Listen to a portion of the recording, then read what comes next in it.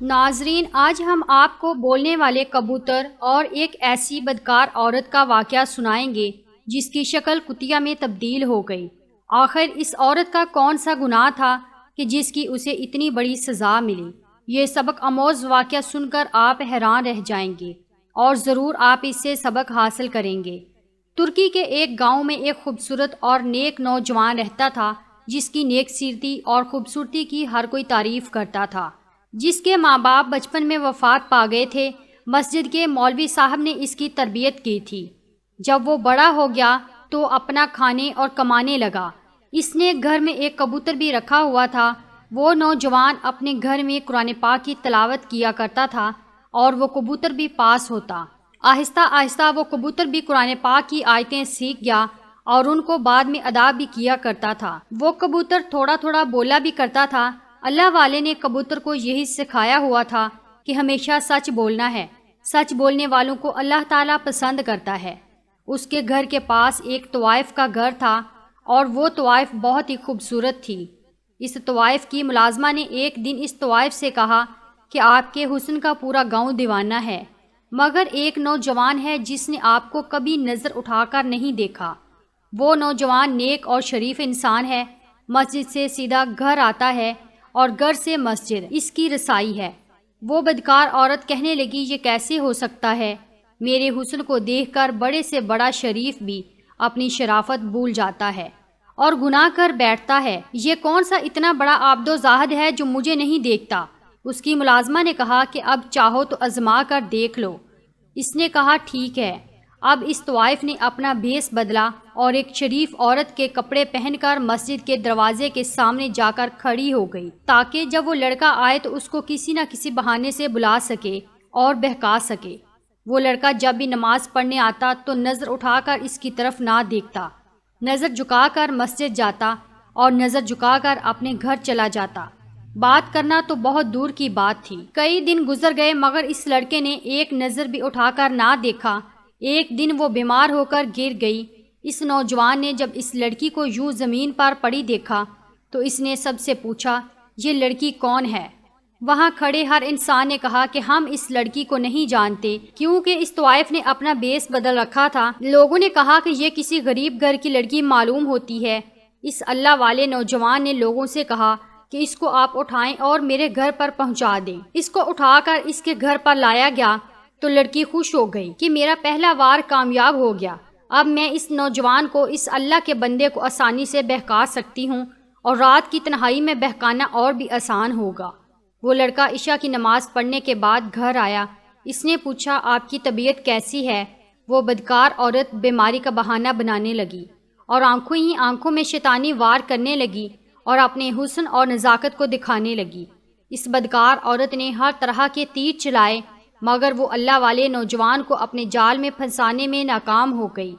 وہ تھک ہار کر لیٹ گئی اور سوچنے لگی کہ ایک بوڑھا بھی ہوتا تو وہ بھی میرے پیچھے آ جاتا۔ یہ پتہ نہیں کس مٹی کا بنا ہوا ہے کہ میرا کوئی بھی اشارہ نہیں سمجھ رہا۔ اس اللہ والے نوجوان نے اس سے پوچھا کہ آپ کا کوئی دنیا میں ہے؟ ماں باپ کہاں ہیں؟ گھر کہاں ہے؟ اس نے کہا، اس پوری دنیا میں میرا کوئی نہیں ہے، اور یہ کہہ کر وہ رونے لگی۔ اس نوجوان نے یہ سنا تو اسے بہت دکھ ہوا۔ پھر وہ کہنے لگا کہ میں آپ کے لیے نامحرم ہوں اور آپ کا میرے ساتھ یہاں رہنا ٹھیک نہیں ہے۔ اس بدکار عورت نے یہ سنا تو کہنے لگی، میں کہاں جاؤں گی؟ اس نوجوان نے کہا کہ آج رات آپ یہاں میرے ساتھ ٹھہر سکتی ہیں، پر صبح آپ کو جانا ہوگا۔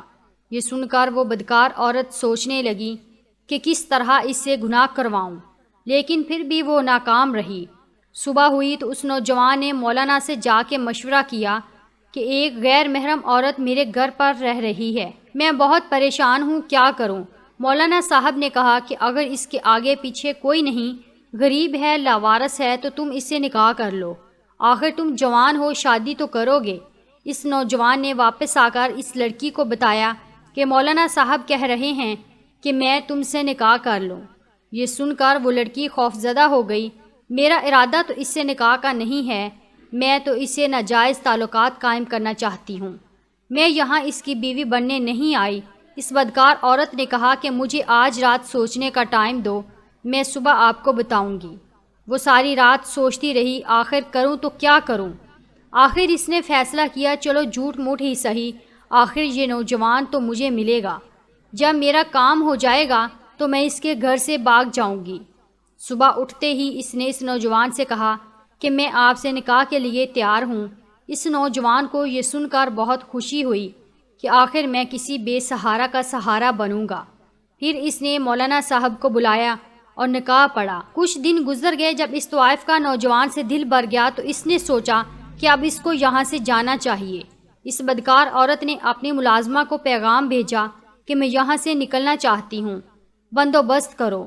وہ ملازمہ اس کے پاس آئی اور کہنے لگی اب تم اس کی بیوی بن چکی ہو، یہاں سے کیسے نکلے گی؟ ملازمہ نے اس سے کہا کہ آپ ایسا کریں کہ اس سے طلاق لے لیں۔ اس نے کہا میں نہیں، طلاق نہیں لے سکتی، کیونکہ یہ ایک اچھا انسان ہے، یہ کبھی بھی طلاق نہیں دے گا۔ وہ بدکار عورت اپنے کوٹھے کی زندگی کو یاد کرنے لگی اور پھر کہنے لگی مجھے زہر لا دو، میں اسے زہر دے کر مار دوں گی۔ وہ ملازمہ زہر کا بندوبست کرنے کے لیے چلی گئی۔ اس ملازمہ نے اسے زہر لا کر دیا اور جب رات کو وہ نوجوان گھر آیا، وہ بدکار عورت کہنے لگی میں ابھی آپ کے لیے کھانا لاتی ہوں۔ جب وہ کھانا لینے گئی تو اس نے زہر ملا دیا۔ اب وہ کبوتر جو اس گھر میں رہتا تھا اس نے سب کچھ دیکھ لیا۔ کبوتر نے چیخنا شروع کر دیا بچاؤ بچاؤ۔ وہ اللہ والا نوجوان کبوتر کے پاس آیا اور کہنے لگا آج تم کیوں چیخ رہے ہو؟ کبوتر پھر چیخنے لگا بچاؤ بچاؤ۔ اس کی باتیں اب سن کر وہ نوجوان حیران ہوا۔ پھر اس نے کھانا کھایا اور سو گیا۔ جب آدھی رات کا وقت ہوا تو اس نے اپنی بیوی سے کہا کہ میرے پیٹ میں درد ہے، مجھے ایسا لگ رہا ہے جیسے میرے پیٹ پر کوئی چھریاں چلا رہا ہے۔ وہ بدکار عورت کہنے لگی لگتا ہے آپ نے کوئی الٹی سیدھی چیز کھا لی ہے۔ نہیں، مجھے لگتا ہے میرا وقت قریب آ چکا ہے۔ تم ایسا کرو مولانا صاحب کو بلا لاؤ اور ان سے کہو کہ فوراً یہاں آ جائیں۔ مگر وہ بدکار عورت کہاں مولانا صاحب کو بلانے والی تھی۔ وہ باہر نکل آئی اور اس کا شوہر تڑپ تڑپ کر مر گیا اور اس بدکار عورت کو ذرا بھی رحم نہ آیا۔ اس بدکار عورت نے اپنی ملازمہ کو بلایا کہ جلدی آؤ۔ ان دونوں نے صحن میں ایک گڑھا کھودا اور اس اللہ والے نوجوان کو دفن کر دیا۔ وہ دل ہی دل میں بہت خوش تھی کہ اب میں آزاد ہوں۔ پھر وہ دوبارہ اپنے بدکاری والے اڈے پر چلی گئی۔ صبح جب فجر کا وقت ہوا، مولانا صاحب نے نماز پڑھائی اور دیکھا کہ ان کا شاگرد آج نماز پڑھنے نہیں آیا تو وہ بہت پریشان ہو گئے۔ اس کے گھر گئے اور دروازہ کھٹکھٹایا مگر دروازہ کسی نے نہ کھولا۔ یہی سوچنے لگے کہ شاید وہ سو رہا ہو، مگر پھر یہ سوچنے لگے نماز تو میرا شاگرد چھوڑ ہی نہیں سکتا۔ پھر ظہر کا وقت ہو گیا۔ مولانا صاحب نے دیکھا کہ ابھی بھی ان کا شاگرد نماز پڑھنے نہیں آیا۔ شام تک یہی سلسلہ چلتا رہا۔ عشاء کے بعد مولانا صاحب نے سوچا کہ مجھے خود جانا چاہیے۔ جب مولانا صاحب گئے، دروازہ کھٹکھٹایا، اندر سے کوئی جواب نہ آیا مگر کبوتر چیخ رہا تھا بچاؤ بچاؤ۔ مولانا سمجھ گئے کچھ تو گڑبڑ ہے۔ انہوں نے پورا محلہ اکٹھا کیا، دروازہ توڑا اور اندر داخل ہوئے تو گھر خالی تھا۔ سب سمجھ رہے تھے کہ میاں بیوی شاید باہر کہیں گھومنے گئے ہیں۔ رات کو تہجد کا وقت ہوا۔ مولانا صاحب کو بے چینی محسوس ہوئی۔ اپنی بیوی سے کہنے لگے مجھے لگتا ہے میرا شاگرد کسی تکلیف میں ہے۔ ان کی بیوی نے کہا آپ پریشان نہ ہو، سو جائیں۔ مولانا دوبارہ بستر پر گئے اور سو گئے۔ مولانا نے خواب میں دیکھا کہ ان کا شاگرد رو رہا ہے اور اس کے کپڑوں پر خون پڑا ہے۔ دوسری رات بھی مولانا صاحب نے وہی خواب دیکھا اور پھر تیسری رات بھی۔ مولانا صاحب اٹھے، وضو کیا اور قرآن پاک پڑھنے لگے۔